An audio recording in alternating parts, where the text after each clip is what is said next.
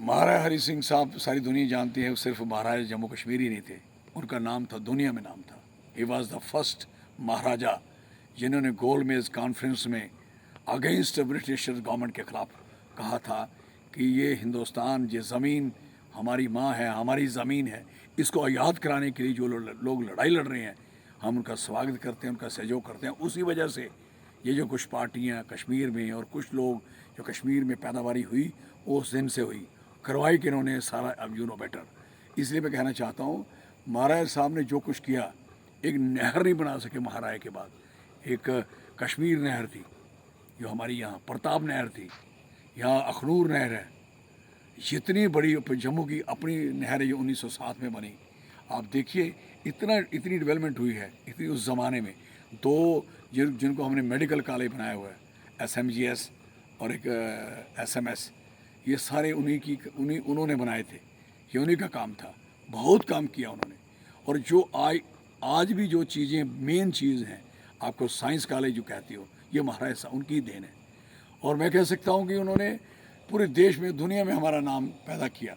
हमें इसलिए उनकी छुट्टी तो कई वर्षों पहले होनी थी, क्योंकि गद्दार लोग थे, बेईमान थे, जो थे ही उनके खिलाफ। और जो कुछ लोग ऐसे थे जिन्होंने अपनी किताबों में महाराज के अगेंस्ट लिखा था, चाहे उनके घर से हों, चाहे उनके बाहर से हों, अब पढ़िए उनके। तो इसलिए कहना चाहता हूँ कि महाराज की कंट्रीब्यूशन को कोई इनकार नहीं कर सकता। ही विजनरी।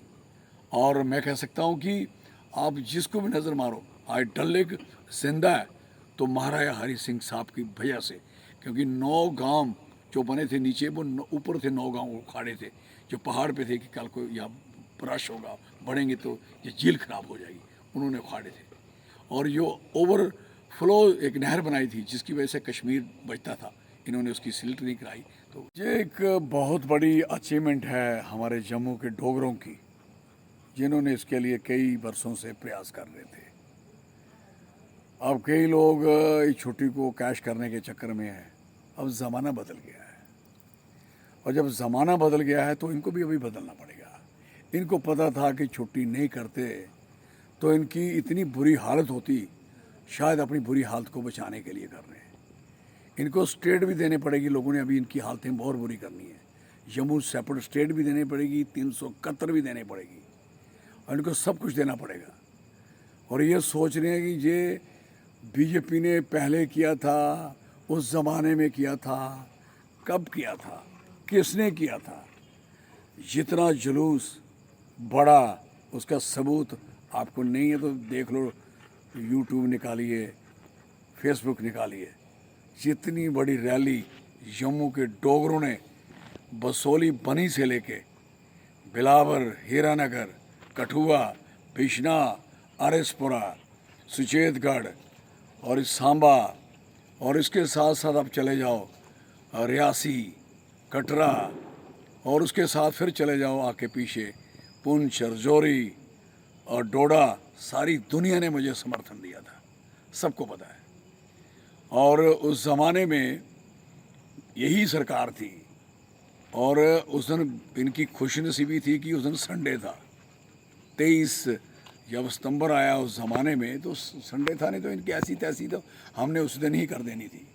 लेकिन क्वेश्चन है, उसके बाद स्टेट टूट गई, हमारे मसले, हमारे मसाइल, हमारी तकलीफ़ें बदल गई। छुट्टी भी उसका एक पार्ट बन गई, और उसके साथ सेपरेट स्टेट और 371 का इशू, और बच्चों की रोज़गार, उनकी नौकरियां, उनकी प्रोटेक्शन, उनकी सर्विस की नौकरियां, उनका सारा कुछ बचाने के लिए हम एक जंग लड़ना शुरू हो गए, जो हम सड़कों पे हैं, जनसंपर्क। उसके बाद उसके साथ साथ हमारे जो बच्चे हैं राजपूत सभा के, कुमार सभा के, उन बच्चों ने पूरा प्रयास किया, जिनके ऊपर इन्होंने ये वो लगाई, दफ़ा 144 लगाई। उसके बाद उनको बुलाया, कल परसों इनको समझ आई कि अब एजिटेशन बढ़ेगी। इनको पता था कि बढ़नी है। 1 डेढ़ लाख बंदा मैंने तैयार किया था, जो उनके साथ मैंने कहा था, वादा किया था कि मैं आपको दूंगा। और इनको खबर आ गई कि काम खराब होने वाला है, तो बेटर है छुट्टी, हम ऐसे बिल्कुल धक्के खा के यहाँ से जाएंगे तो छुट्टी देने की बात करें। और इन्होंने वो छुट्टी, खबर छोटी हो या बड़ी, यूरोप की हो या राजनीति की,